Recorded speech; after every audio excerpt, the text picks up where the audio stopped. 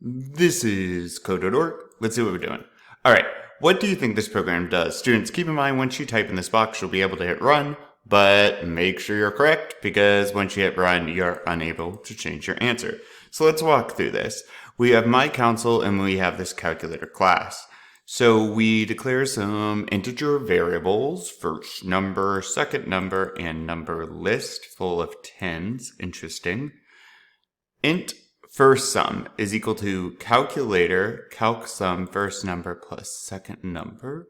So this must be a static method, seeing that we're running it without declaring or instantiating a calculator object. Let's see, calculate sum, it is static, right? Because static means you don't have to declare an instance of the class. We don't need an object, but we can still use this method.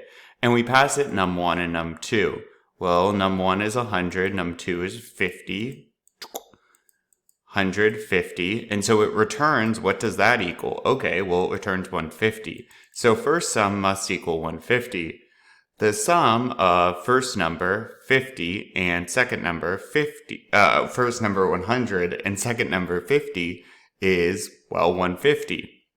Int second number calculator sum number list. Interesting. So what they're doing here is called method overloading. And that's the title of this current lesson.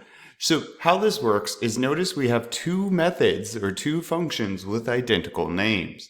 The distinction, though, is the arguments. So the computer, the program, knows which method to run based on what it is passed. If it is given two integers, it will execute this method. However, if it is given an array of numbers, like we just did here, number list, then it will execute this method. And it just works regardless. So it's pretty useful. Sum is equal to 0. We have a for loop. What are we going to do? We loop through all of the numbers in our list, right? Index is less than numbers.length. And we go up 1 each time. So what do we do? Numbers index 0 is equal to sum.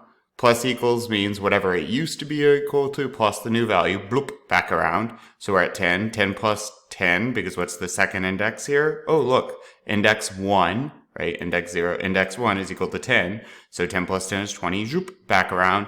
Index 2, 30, 40, 50, and we return 50. So this must say the sum of the number list is 50. So let me just throw down some thoughts, not in complete sentences, which your answer should be. And in my words, not this answer will be in my words, not yours.